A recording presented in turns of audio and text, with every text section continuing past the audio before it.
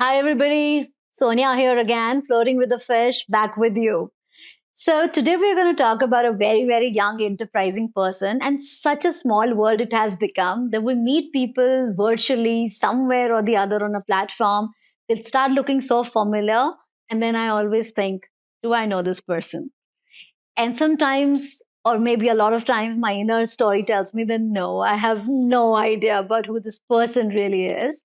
And that's what today's guest is all about. So that's Radhika Bajoria. Very young, very dynamic. You would have heard her, seen her interviewing the best of the best, the top of the top. But who is she? Who really is she? So, probably today's conversation is going to be that answer. And I hope you enjoy. And I really hope you pick up a little bit from her drive and take it all the way in your life and go rock. All right. So, please allow me to welcome Radhika. Thank you so much. It was such a different and a lovely introduction. Usually, people talk about my achievements and accolades, which is so boring to hear. But this was so personal, and I loved how you introduced me. I mean, it is something to take away from. For me, also to introduce my guest that I do on my show, Wiping Out the Nerve. Lovely. No, for me, this is absolutely personal. Yeah. I found you through your work. But like I said, I mean, the work is fine. Correct. And you're doing this today, you might do something else tomorrow. But what really, really intrigues me is who are you? Yeah. Yeah. So that's that's the first thing that what is it that you're doing at Radically Yours? Let's get the work stuff first Yeah. because that's where we know you from. How do you define your work at Radically Yours? What are you trying to do? I think I've always believed in this idea of being very different in whatever I do.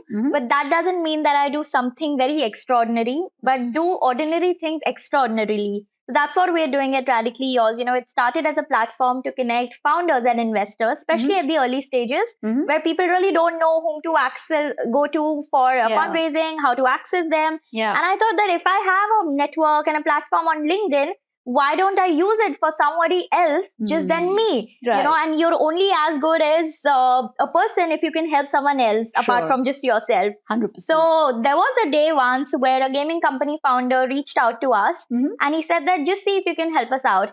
Tabhi, I was just working in a law firm, you know, in a very small capacity role of an HR. And I never thought of doing something of my own like this into this front.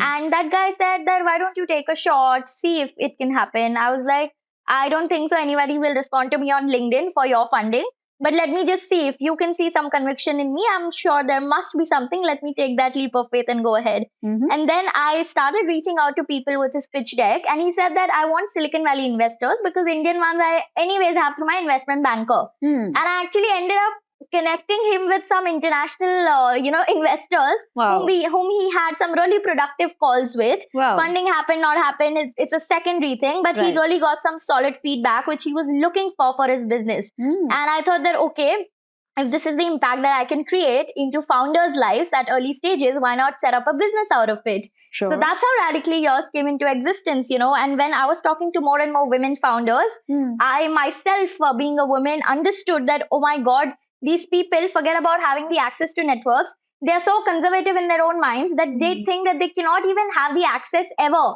You know, they want to stay within their limited boundaries and not push the envelope to go ahead. And this I'm talking about women who have been less exposed, not the people who have grown up in metropolitan regions. Of course, they are well taught to be socializing with so many people, but tier 2, tier 3 women founders really didn't know how to do it. So I'm like, okay, let me create Vibe as a platform of Radically Yours just for women, where they get to know about their female role models in their industry, because of which I started my podcast show, Wiping Out the Norm, to cover journeys of women leaders.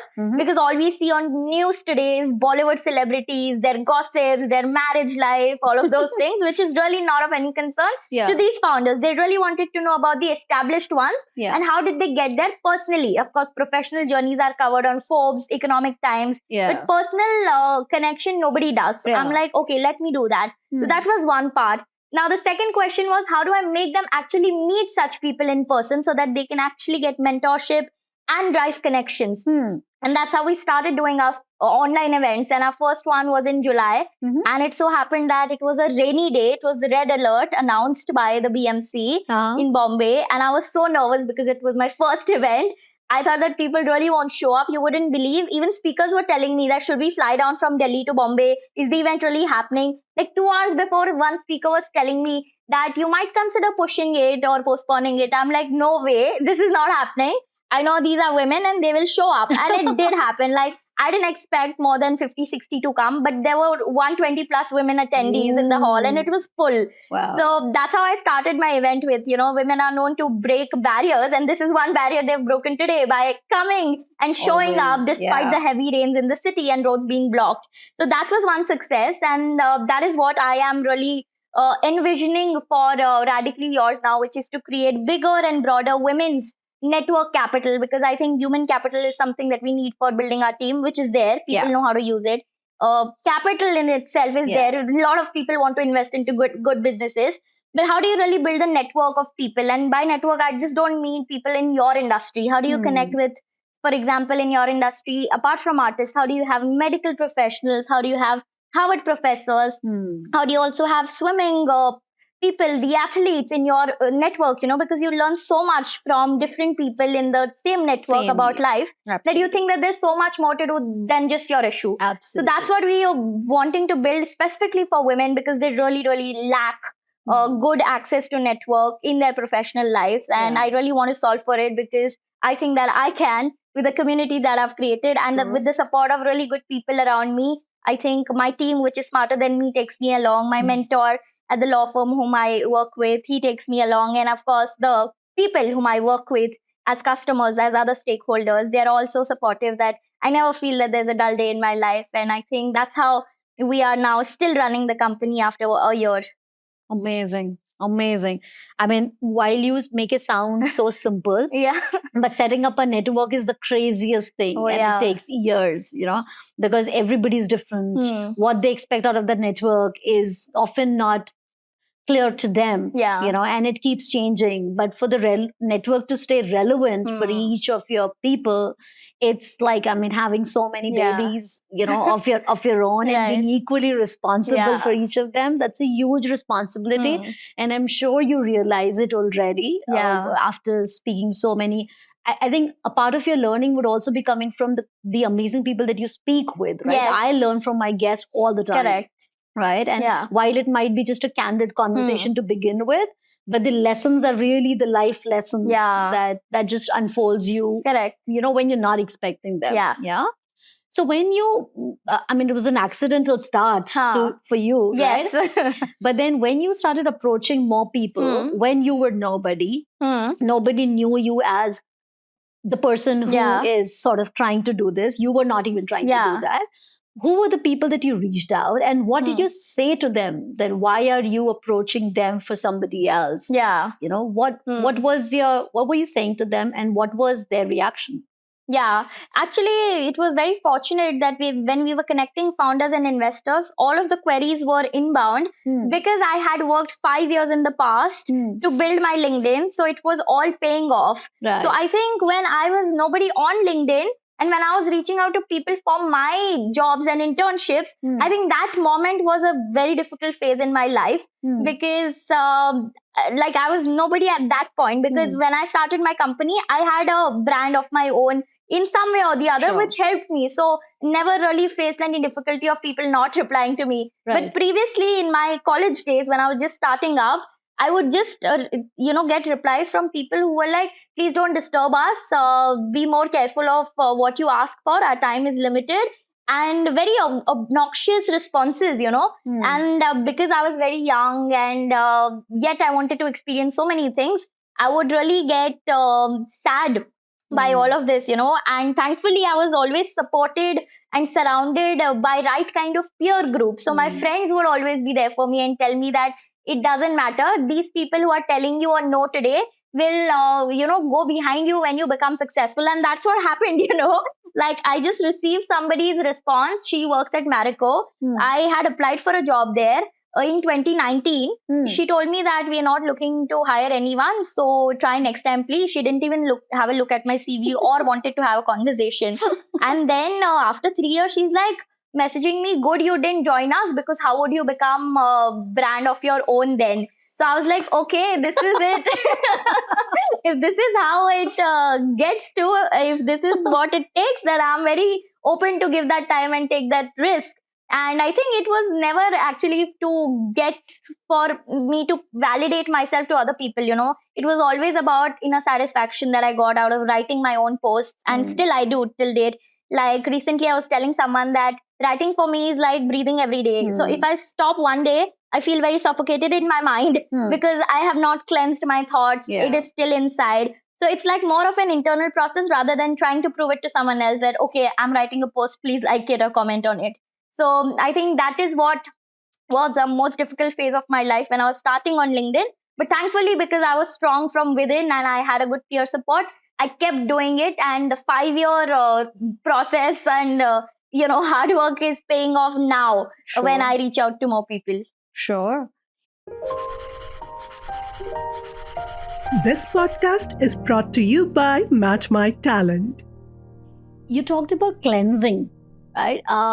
Where did that start from? Have you always been like that, or you've sort of worked towards becoming that person? No, actually, I think that in 24 years, I've lived 24 different lives because every year has been very different and transformational for me. Mm-hmm. I came from a very small town called Pachora in Jalgaon district, Maharashtra. Mm-hmm. And there the upbringing was very different. You know, there people would be like, why are you speaking in English? Do you want to show off that you know English? Don't do style bazi and all, you know.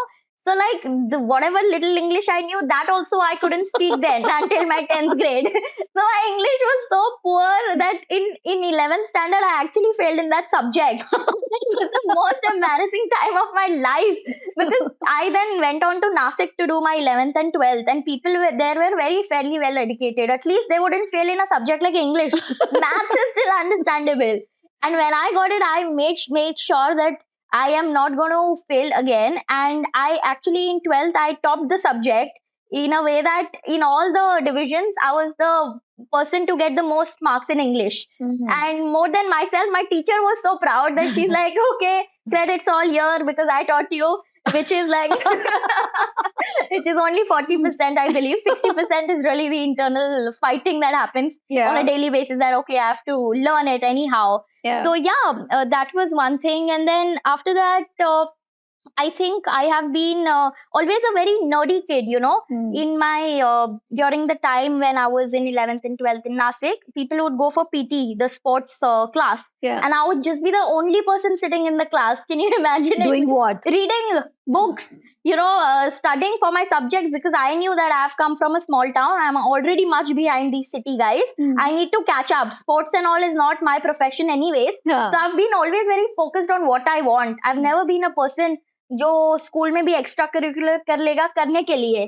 I've always done something which I've really loved. And you wouldn't believe this, that my mom and dad and my family, all of them told me to study commerce. And I wanted to study science because I loved biology and chemistry. The way we are functioned, I wanted to know that how are we built as humans, both in terms of the biological cells and the chemical reactions that take place in our body. So I was very hell-bent on studying science, and my family told me there's no career that is going to come out of science, so you better study commerce. And like we really had a debate for 2 weeks. We spoke to every relative in my house saying that, okay, what subject should I take? And finally, under some pressure, I took commerce. And you wouldn't believe, 1 week I sat every day, I would cry out of my classroom. I would come and say that, why have you made me study this? I'm not interested in this. And one day I decided I'll fight back. Even if it means I'll repeat 1 year, but I'll only study science. So I went to the principal of my college and I told them, I want to shift to science. Is it possible? He's like, you're the first case in this college who's come after all the admissions have happened, classes have started to change. Not just the division, but the subject altogether. So they're like, no, not possible. I'm like, okay, then I'll drop out. I didn't even have any shame in saying that. I don't know what came over me, but I was just very strong enough in my mind to do it because I had I'd borne the brunt of that sadness of 1 week, right? Sitting in the commerce class. I knew how depressing it was. Yeah. And then the principal called me the next day. She told me that, don't worry, we'll make this exception for you. And make sure that we're only making it for you. You know, teachers, how they are like. If they do I'm something, doing it they'll only make for sure. you. Huh? Yeah, they'll make sure that You're you the one. know that it's a favor only for you. Yeah. So that's what she You don't did. go and tell other children that, you know, this was done for me. It's Exactly. only for you. Yeah. Yeah, and then she shifted me. और उसमें भी मैंने वहाँ पे I didn't stop, by the way. So this Good. is like my transformational journey. I was like, why just study plain science? I will go in the IIT batch and study for engineering. I will also study for the MBBS exam. Okay. And I used to sit, Together. yeah, I used to sit in both the classes. Like we used to Really? have, because we used to have like it would be either physics, chemistry, bio, or physics, chemistry, maths, bio. Okay. I didn't take maths. So in that free subject time, I would go and sit in the other class while other people would go down and play sports or go in the library or chill. I would go in other classroom and study some biotech subject or something which is totally unrelatable to my course. Wow. And I would just sit there and listen very intently, very carefully. So I've been that kind of a nerd, you My know. God. And all of that changed when I came to Bombay for my undergraduation. I don't know what happened. The city vibe took over me, or I was like, बहुत पढ़ाई कर लिया मैंने, क्या है ये सब? I want to experience the practical life now. So my undergraduation, I was never studious. I would be the last one to enter the exam hall also. Like paper would be started, I would be the last person to come. 15 minutes after the paper is क्या started. हुआ क्या ऐसा? Yeah, exactly. What happened to you? So it's been just very radical transformation, and now you know where the name Radically Yours is coming from. Yeah, I've just been very, very different in each phase of my life. Wow. And right now I'm in a phase of my life where all I love is reading. I've never been a person who reads or writes for that matter. You know, today only I was telling someone that you might think I've been writing on LinkedIn, which means that I would have been a good writer since childhood. Yeah. That's not true at all. I started writing when I only started writing on LinkedIn, and I learned it on the go. Wow. And people think that I must be reading a lot because I write some pieces on LinkedIn. Yeah. That's not true at all again. I only read the piece which I want to write on because I really focus my energies where it's needed. I think what will you do of that reading if it's not substantiated into something else? And you can't stand for it. Yeah, exactly. So I've just been all over the place in one part of my life, and now I think I've been little bit focused on what I want to do. And all of that has thankfully come to me because of all the experiences and exposures that I've gotten, Yeah. be it in that small town or in that city, Nasik, or in a metropolitan city like Mumbai. So I think all those experiences, although it wasted a lot of my time, but it has taught me something, which is to have a very definite purpose to achieve that state of tranquility in your mind. Otherwise, you're just like a headless chicken running anywhere. Just following the regular. Yeah, so that's how I've been as a person, and I think that should answer your question. Yeah. Because if I disclose more details, people will stop reading my LinkedIn post only thinking, "Kaun hai ye?" You asked the right question, who you are in the beginning, because even I don't know, I'm still figuring out. But at least you're a work in progress. Yeah. And you accept that. Yeah, at least I'm aware of it. You're at least aware of it. So that's brand good news. Yeah. Sometimes we're not even aware that we are work in progress. Correct. And we label ourselves. दुनिया क्या label करेगी? हम खुद ही को label कर देते हैं. I'm perfect. I'm expert. I'm so and so, right? So good that you at least acknowledge. Lovely. So I'm sure with the kind of journey that you've had and what you've chosen to do now, it's something that that you've chosen. You clearly have chosen, right? Out of you, because you don't at all seem to be the person who would do something because it sounds right or looks right, right? You're somebody who will make it happen, whatever comes to your mind, right? So these people, the one that you've been approaching and meeting and talking to, what are some of the distinct conversations, maybe statements, you know, maybe lines, you know, that have stayed with you personally? Yeah, it's a very good question, because like even when I speak to the people whom I interview, I feel like they're showing me a mirror of myself sometimes, because I speak to them and I internalize it in a way that, okay, they are teaching me something for a part of my life where I was stuck. So a lot of times one of the distinct statements is that you imagine more than what is the reality. You know, and you suffer more in your imagination than in the reality. And that's so true for founders, you know. Absolutely. Because some of them really die down because they are still in their imaginatory idea phase. They never execute. They never learn and fail and get up from that. And I think that really stuck by me because I am a thinker. Like I've always have a dreamer like personality where I will be so creative about different things, but I'll take time to execute. So I've been that kind. And when I hear these successful people say this, that your imagination should stop at one point in time. I know your mind is creative. It needs to think a lot, but you need to be controlling your mind. Your mind cannot control you. And that can only happen when you are very razor sharp focused on what you want to do out of your life and your time. And that's when I realized that, okay, I need to put a full stop to my mindless and random reading and random meeting of people that I do. So I've been a person who used to attend every conferences, every events and socialize. And now when people call me, I still think twice before going.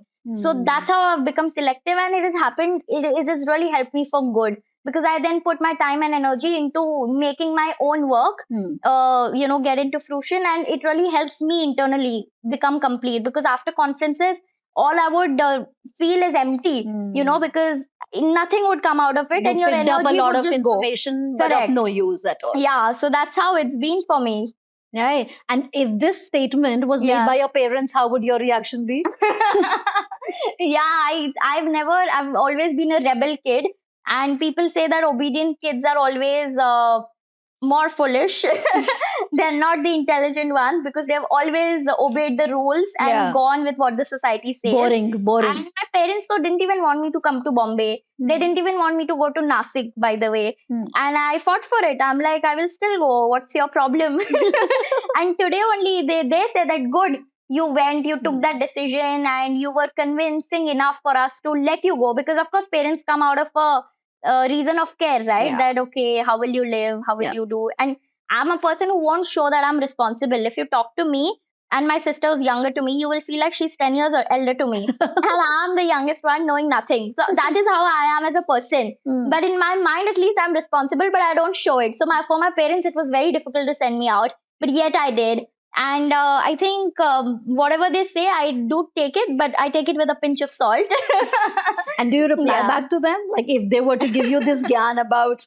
I don't. That's the good part about me. I don't reply back to anyone, even if I'm angry or frustrated. I really follow this rule of 30 and 3, which means that either you respond to someone in 30 hours of time after thinking what they've said if you're really angry, or really take 3 days of breather, just do something else, and then come back to it if necessary, or else just ignore it. Because if you do things very spontaneously, it will really break your beautiful bond. Yeah. So I never did that, and thankfully I was a personality like that as a child, so it's naturally grown into me. Nice. So today also, if someone tells me anything, I'm like, okay. And then I distract my mind. I go on LinkedIn. That's like my happy place, Whenever I'm sad, I just look at my connection request and then say, there's so many beautiful people wanting to connect with me. Let me just talk to them. Why am I focusing on these, ill-minded people? So that's what I do. That takes care of you. Yeah. Right. When you start working in the women's space, I always get curious about, I mean, of course, a woman myself, and being around women founders, women innovators, my mother, everybody. But I have this observation. I think it came to me from my college time.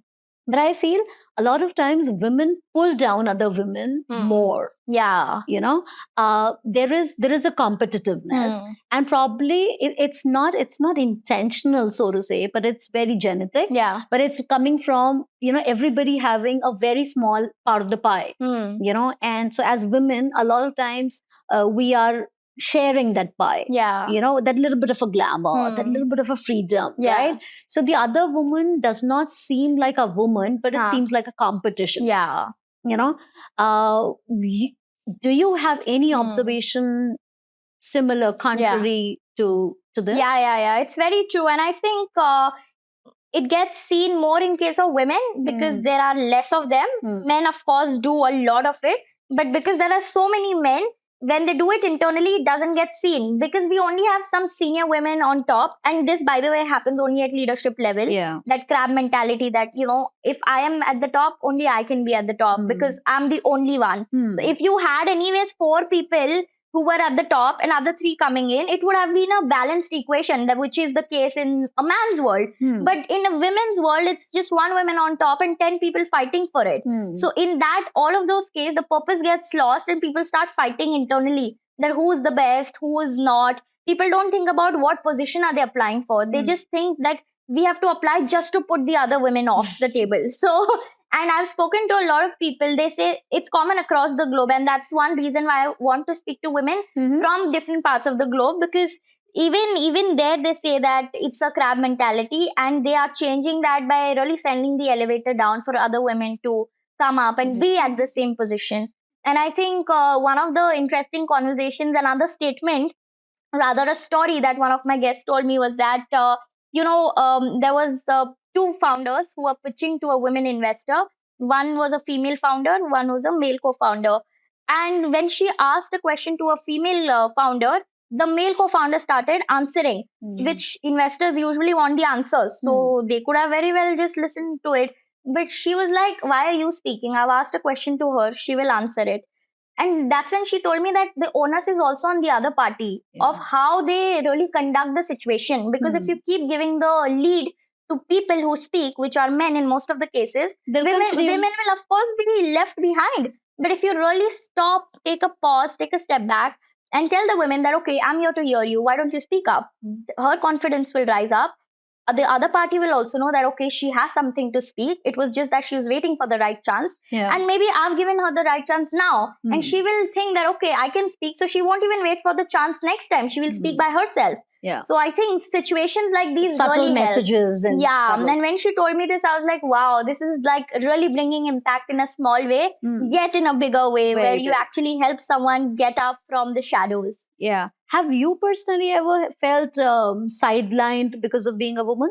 I've not lived a lot of my life, fortunately. Yes, that little bit that you've been around for. And in my college, so we had a very equal representation, so never faced that. And in corporate, I've been with the same firm for 3 years. I was their first hire in the law firm.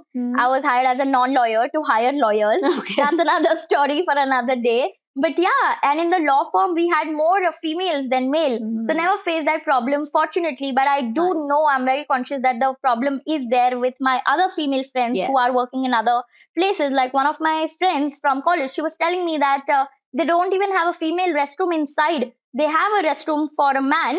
But of course, a female would want a separate washroom for herself. They're like, why don't you use the same washroom? And she has to actually go outside and use a separate toilet. And she's like, I feel so like the men do not want to make a woman uncomfortable, but because she being the only person in the room, she feels so uncomfortable sometimes, because they speak with each other, and she might feel left out because she also might want to say something, but she might think that, okay, will my thought really resonate with them? So I think that some sisterhood kind of a feeling is really required in some corporate setups as well.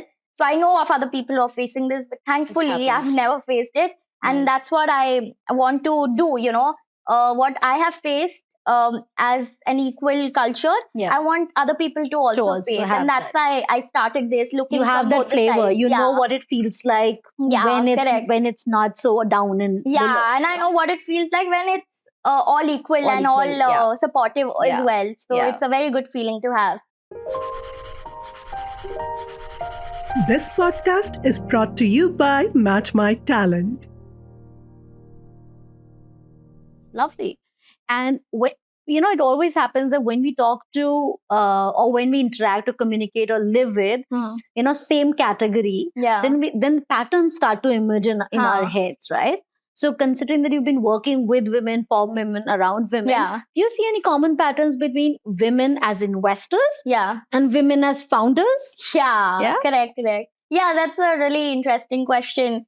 One guest who came to me as a founder, she was very time bound, like 1 hour ho gaya, so she's like, okay, time is gone, we need to go. So I told her ki a lot of investors also come on our show. They sit for 2-3 hours and speak. They to never tell all of this, but they are investors. So investors are like gods, for us. So we to like, they said, so why can't you sit also for a longer time? They're like, they're just there to put the money, right? They just have to allocate capital, which is also somebody else's hard-earned capital, which they're just having in a pocket, and somebody else's fund is they just want to allocate. Here we have to do the groundwork to execute everything. So we are running and 24/7, we are restless people, we are always under stress. But the investors are always sitting on a chair of calmness. They're like, "Haan, theek hai, deal aayega, we'll see." And because they receive a lot of inflow, the outflow, they don't have to really reach out to Work people. out for that. They're just sitting there as if, they're the Mukesh Ambanis and the world will come to them. So that's what the difference is. And that is what I've observed really. Where women investors are really coming from a chilled out place. They're very happy in their lives. But women founders, oh my God, they're so restless people. When I speak to them, I feel anxious. I'm like, oh my God. Am I missing out on something? Exactly. There's so much that they're doing. Am I not doing sufficient? So yeah, there is clearly a different energy vibe that both of them carry with them. And have you ever gone out and tried to find out what are the men's reaction to this whole women? Oh yes. Narrative of strength and freedom and empowerment? Yeah, I have. In fact, I got it from a very senior person. He looked at our first event pictures and he was like, why a women only event? I mean, I'm a person who supports female founders. In fact, I have a fund only dedicated for female founders. You should call a person like me to speak. And he was the ex-chairperson of Accenture in India. So not a very small name. Yeah. But if he was saying, I'm sure other leaders of his stature would also be following women. Yeah. But of course, we want to get that in publicly. We're not doing that right now because like I spoke to you in our conversation earlier, that focus is very important, right? And it's not about just the focus between me and my team. Also the people who are looking at our platform from across the globe. So they wouldn't know our internal conversation that, okay, we're only focused on women. If they see a man speaking, they'll think that, okay, what's unique about their show? It's like everyone coming and speaking and giving their views. But my show is not about discussing gender bias and men supporting women or vice versa. It's really about covering stories of women, their celebrations which are not celebrated in the media. So that is what I'm doing as a media house, to bring out stories of more female leaders. Right. That's how I clarify and clear it out. But I do agree, like if someone is doing only a gender specific story, the role of a male voice in it is very, very crucial. And we do have male leaders supporting it. I mean, it's just like a balance thing. Yeah. Right? Like, I mean, one way it could be, one could say anything, right? Like as a woman, I could say, oh my God, it's such a bad world. Yeah. Or I could say, I drive the world, I choose my life, and it's one, but we got to coexist. Correct. Right? So like sometimes a filter, sometimes like just a tadka of another thought is interesting. But I was just wondering that, when like I am not in any gender space, and I always wonder that for me, the conversations are literally like a man and a woman, always, like in the film industry, in art and entertainment. It's always a very close bond between men and women. Correct.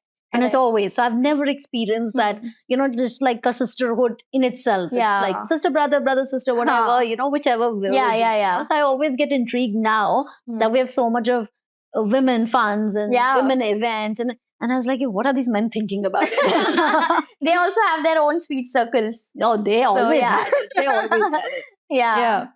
Do you think there are any stereotypes with your work? What you do? Oh yeah, a lot of them. Like, I've not gotten responses from people because they thought of my show to be a show which only talks about biases. They're like, we're much more ahead than that. And some people are actually saying that, why are you even distinguishing women? I think it's only pure merit. And people have come on my show and told me this, that I don't think so. This question is very relevant of a women founder pitching differently than a male founder. They've told me that as an investor, or what matters to me is the person and the merit with which they speak. I don't really judge a person basis the gender, so I've never made an observation. So I think this question is very irrelevant. Well, some people actually give some answers like, women founders are a little bit conservative towards pitching. Like they would give only 5 years projections versus male founders would give 10-year projections and also say that we're going to take our company to the moon and whatnot. So that's the difference. But some people just don't acknowledge it. And maybe because they are built differently and they don't want to look at the problem because they're too busy to be building their own businesses and whatnot. So there are all sorts of people. Just more thoughts, different type of thoughts in their head. They're like with their fixed ideas. Yeah, exactly. Like one of the very famous investor told me that, I asked them that, do women sometimes try to fit into a shoes of a man by being arrogant or stubborn in a boardroom meeting, because that is what is required really to manipulate and negotiate terms. And she tells me that, she takes a pause and then she says, it's a useless question what you're asking. I don't think so. It's about a man or a woman or being arrogant or not. It's just about putting your point. And unless you're putting the right point, people will hear you, which is like true. but you should also acknowledge the problem, The right? other My side, question is yeah. coming from a problem which generally exists. Yeah. So yeah, people don't want to acknowledge it sometimes, which is fine. Everyone each to its own. But yeah, there are stereotypes like these where people just don't want to accept what's happening in the world. And your friends and your family, Yeah. or people who don't know you so closely, what do they think is your work like? Oh yeah, they always exactly. This is the exact question they ask me. My friend, every time she sees my story with some podcast guest, she's like, "Okay, this is great, but what do you exactly do?" And she's asked me 1,000 times, and I've always ignored her. I'm like, "How are you not understanding? Just go to our website and check." So yeah, I get it on a daily basis. It's like become a routine now. But I don't think so. I have to give an explanation to everyone because I think I was just reading this quote that when you really explain what you haven't done yet, which is your vision, you really release cheap dopamine in your mind, which says that, okay, you've already accomplished it when you speak about it to someone and when someone acknowledges it. But when you just work in silence, you know that there's so much to be done and there's so much pending. People are waiting for your answers. You are liable to it because they are your family, they are your supporters, they are your well-wishers. So in that frame of mind, you really want to just work and not care about the noise at all and just give them the answers when it comes. And that timeline you have to decide for yourself, which I have. So I don't think so I answer them. I just say that you will hear from me very soon in a big way. So wait for that big announcement to come. Good one. Good one. Yeah. Not to address it when there's nothing to address on it. Yeah, even if there is, I would be like, okay, if they're not understanding with what's being shown, how will they understand with what I speak? True. Because action anyway speak louder than words. If actions are not being understood, then words will just be useless. So yeah. True. I'm like, okay, let me show you more of action, then that might impact you someday. Fingers crossed. Yeah. And as a child, what did you think you would do when you grew up? I always wanted to do something of my own, but I didn't know what. Always. I never thought I'll work for someone else under their shadows. Or there are people, right, who work in investment banks or funds where they really look up to their seniors and will do whatever it takes to be like them.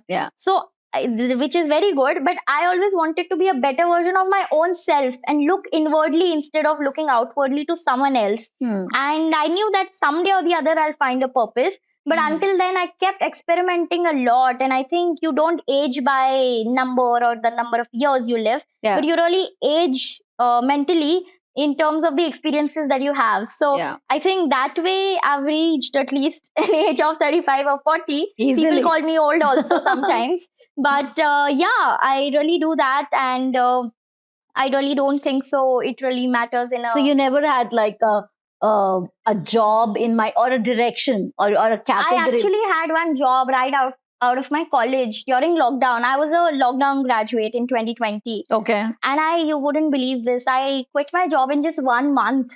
They used to be like, what's wrong with you? We're giving you a train. It was like a website software which had to be sold to people. I was in their sales team. I didn't know what I was doing. I just joined it because I had nothing to do and everyone was like, job lo, dekho kya karna कुछ करो अपनी life का. तो वो ले लिया मैंने and I would be least interested in whatever they were speaking. When they were speaking, I would make my LinkedIn post. The HR bichara, they tried to ask me twice or thrice or I think 5 times at least that do you have any issue? We know that you're remotely located. You like working in office.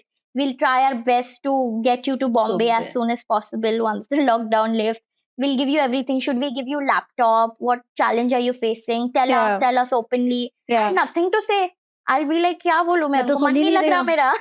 You were like, मैं तो सुन ही नहीं रही हूँ आपको वैसे भी. Yeah, then one fine day they had given up on me. I'd given up on them. We're like, okay, let's call it quits. And that same manager, by the way, whom I used to work with, today he also messages me recently saying that you're doing such a great job. Good you didn't work with us. Like people who I've worked with or I wanted to work with, they're telling me good you didn't work with us. So I'm like, okay, अच्छा ही हुआ, जो भी हुआ. So yeah, I've never been a job person. And thankfully, when I got hired in the law firm also, my mentor in the law firm, he's a very nice individual. Like if he wants your growth, he will only want your growth, not his growth with your growth, Right. which is the case with most of the people Right. around. Right. And he knows that if you make someone who is a trustworthy person grow, Yeah. it will come back in some form or the other. Yeah. You know, so he's always been that kind of a person, and I never felt like I was in a job with him. You know, he literally made me hire lawyers when I was 20 years of age. I was speaking Wow. to 25, 30-year-olds who are Yeah. lawyers.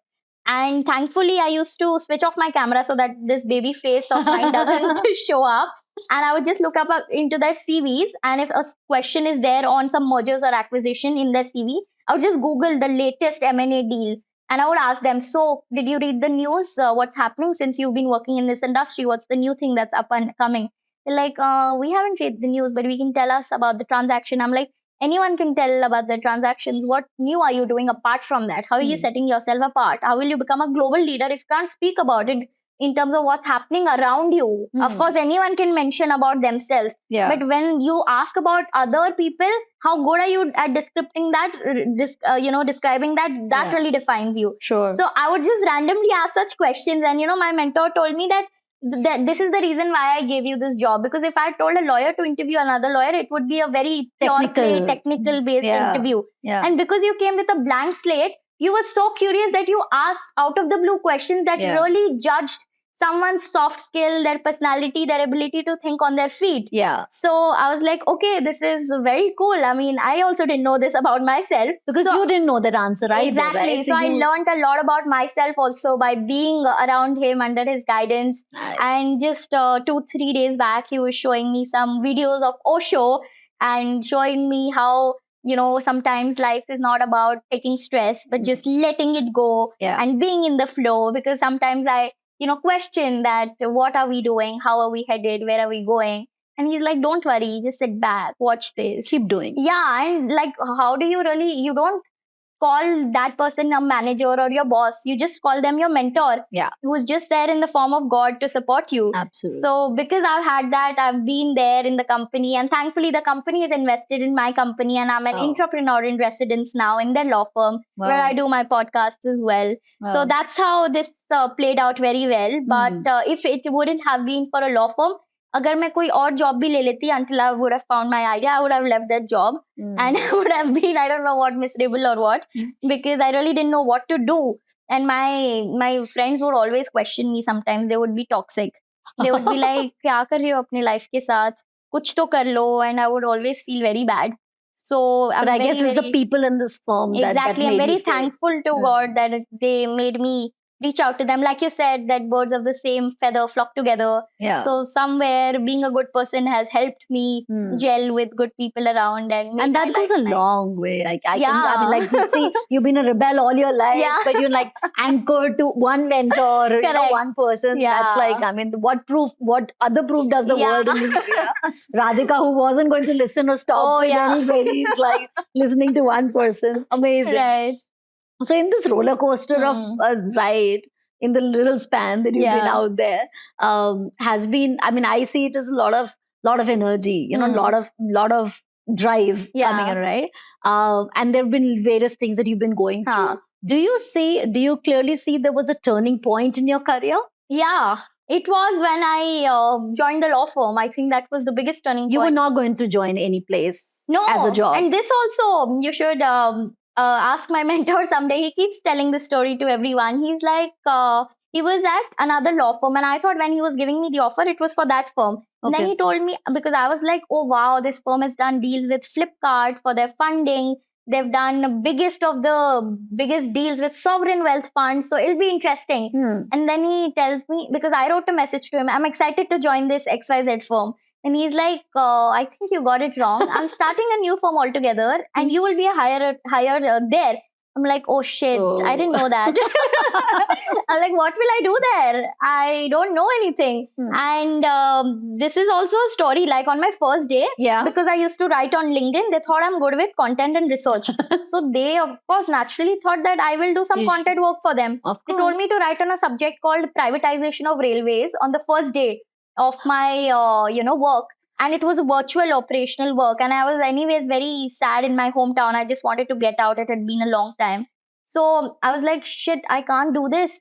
And every time I would tell them, yeah, I'm working on it. I'll give you and they would ask for an update. Every time I would say, yeah, I'm giving. Then one day, so they were like, are you really working on it? I'm like, sorry, I don't think so. I'm able to do this. And thankfully, my mentor there was very sharp enough to understand that, okay, she's not She's liking not this. liking She will it, just yeah. leave it if we ask her one more time. And I was just on the verge of leaving the firm, even the law firm, because I couldn't take that pressure of that kind of work. I was never used to it. Yeah. Then he was like, don't worry, you work on the culture of the firm, make value system with me. Do you enjoy philosophy? I was like, yeah, I really love it.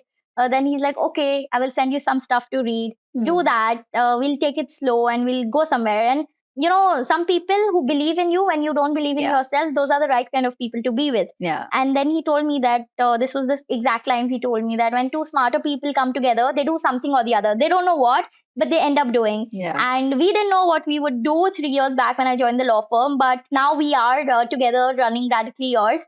Him as an investor and I as the driving force behind it with the team. Wow. In their office, incubated there. So something at least has panned out, and I'm sure that it'll go a long way. So yeah, that was the story. And absolutely, the people make it happen. Yeah. Right? It's never a formula that works for everybody. Right? Yeah. 2 people in the same organization just worked out. Correct, like that, correct. yeah. And but it's been very magical. Like some people are very process oriented and systematic, right? Yeah. They know what exactly is happening in their life and why. And they go for that. Yeah, but sometimes you meet people magically in your life. Things happen magically. And everything that I've done so far in my life, even before I came to Bombay and after I came to Bombay, has been very magical. Yeah. So that's why I believe in the supreme power of good things and in the power of manifestation, because I think about it and then I forget and then I work towards it in some way or the other without keeping that end objective in mind. Obsessed, not being obsessed about that. So sometime or the other it comes into good shape. I mean, with the kind of energy and the conviction that you have, I get a sense that you're chasing something. Okay, I don't know what it is. Yeah. Do you recognize there are some things that you're chasing? Oh yes, I've really been chasing good distribution for myself since very beginning in childhood. Like by distribution, I mean that people should know me for the work I do. Like for example, if I'm running a women-only network, there are so many networks now. So how can I be very distinguished in a way that when people speak about women's network, they think of me first? So work-wise, I've been very razor sharp that way, that I want to be the best person. And what are the other people in your life that hold that position, right? Like in different spaces where you know them, right? You've heard of them through their work. There's no personal connect. Correct. So many people do the same category of work, right? So what is it about those people that stays with you? Yeah, I think they stay with me. Of course, I get introduced to them through work. Yeah. But when we meet, even they think that why is she asking some nonsense questions, because I never ask them about their work. All I'll ask them is about their personal life. Some people have also said that don't please intrude so much into our lives, which is fine. But I don't change my personality. I understand people might be different. But I always keep my approach the same. So even though I know them through work, which is nice, because how else do I find them in a crowd full of people who are very wise? Yeah. But when I meet them, it's all the talk apart from the work.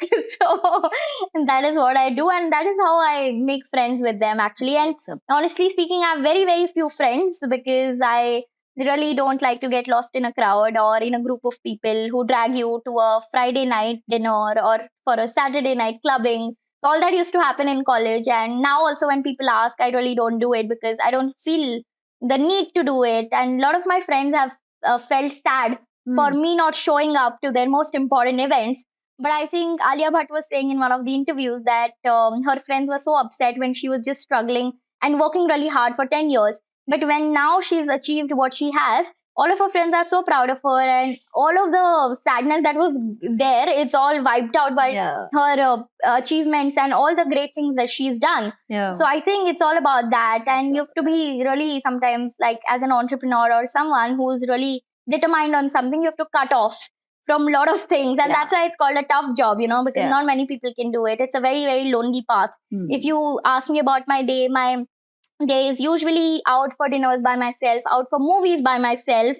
And like you said, you are interested in solo travels. I recently went to London by myself, just exploring the city. I had no support. I didn't know anyone. So I like to do such things, because it helps me know myself more rather than knowing the other people more. Yeah. So I think life is all about that, for me at least, to know my purpose, my existence, why am I here, what am I here for, to know more about my soul. So it's all very philosophical. Sometimes No, it sounds yeah. bullshit to some people, but people whom it resonates with, it resonates really well.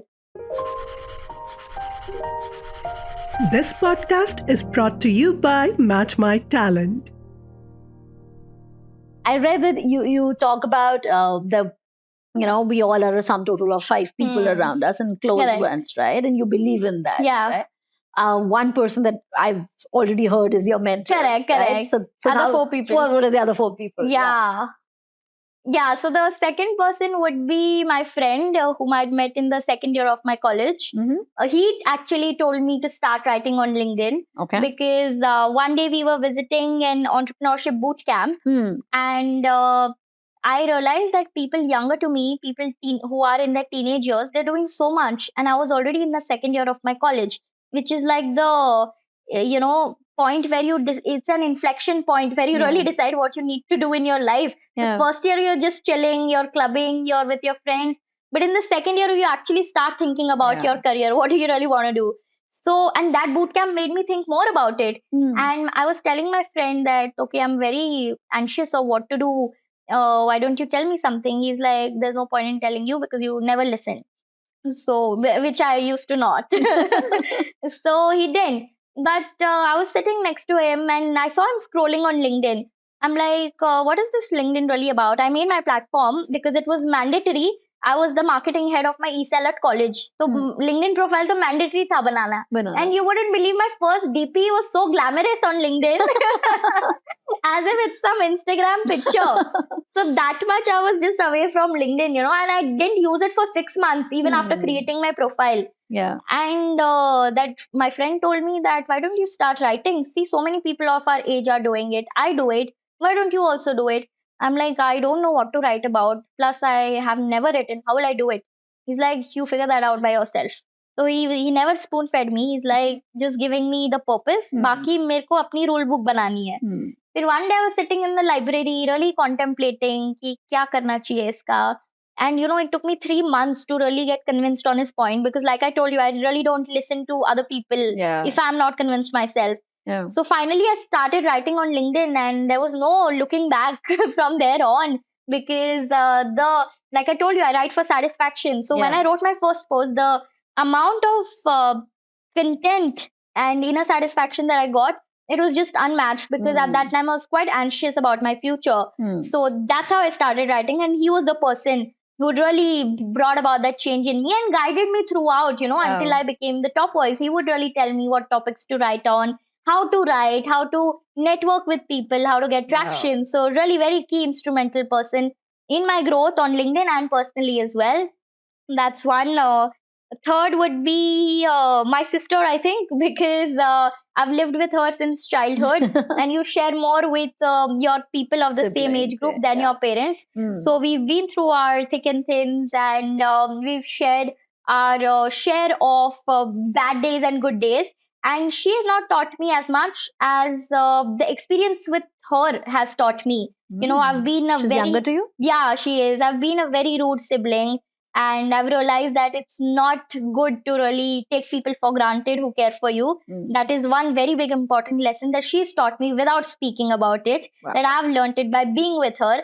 And there was a time when we came to Bombay together. So we were living together, but it became a mess. And I told my parents that I don't want to live with her. Please tell her to live independently.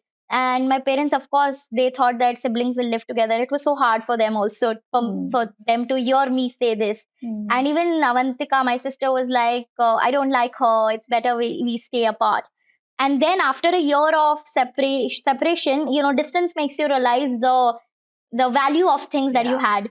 So I realized that it's not really good, because we anyways have few years of togetherness. We'll get married or we'll go somewhere else and live separately. So whatever sweet little time we have, might as well cherish it. So now we live together in an apartment again.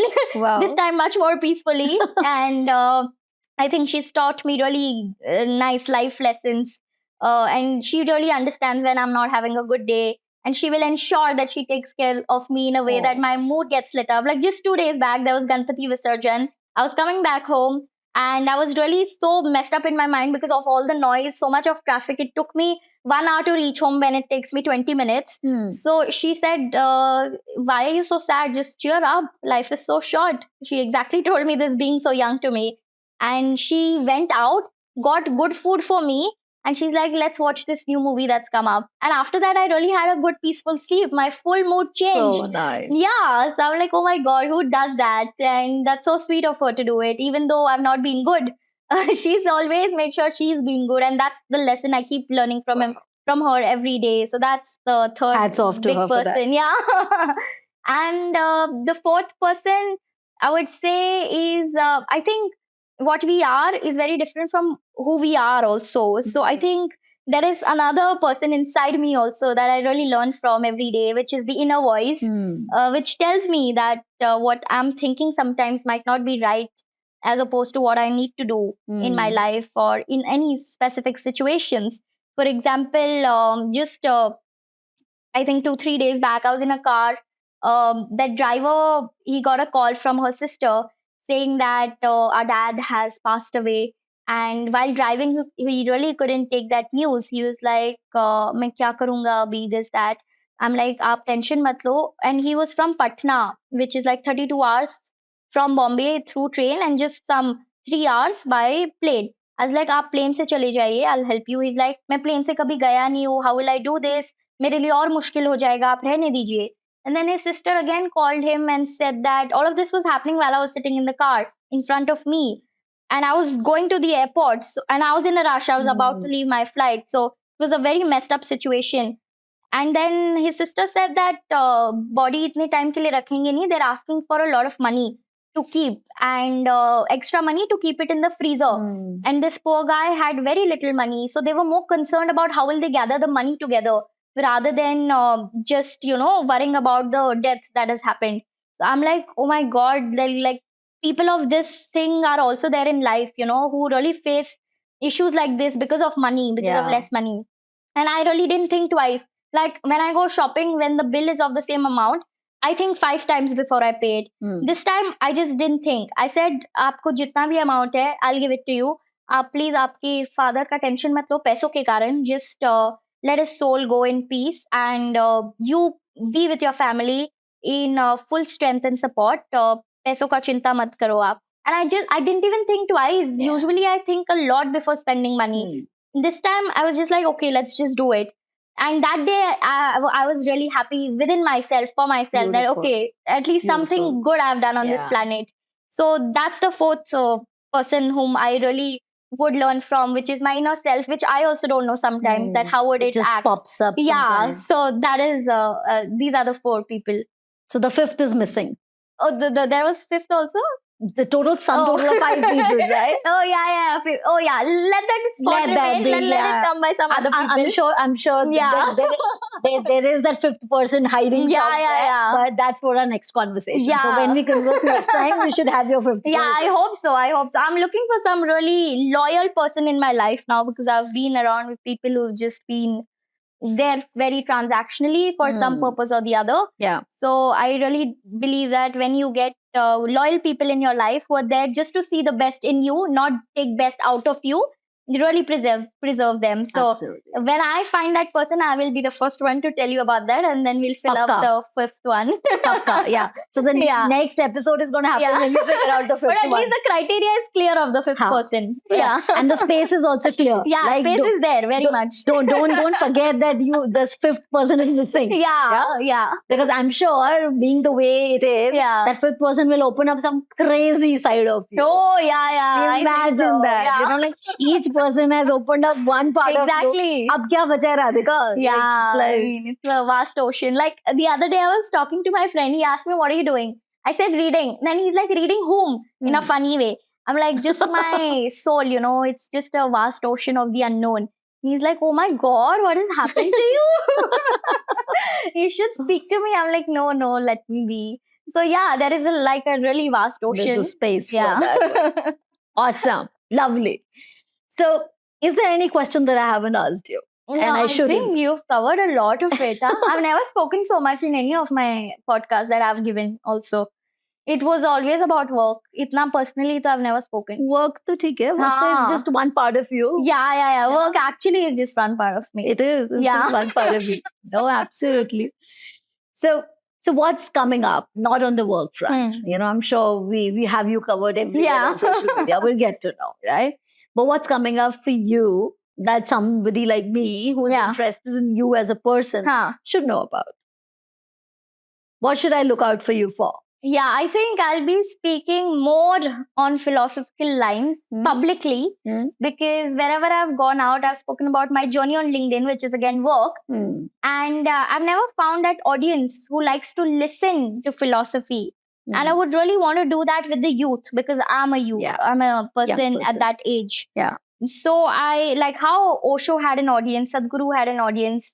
I'm also really wanting to create my audience who will listen to me and exchange views with me also on these subjects of philosophy and spirituality. So that is something that I'm looking forward to in terms Today is of the beginning. public speaking. Yeah, I exactly. Today You declared it.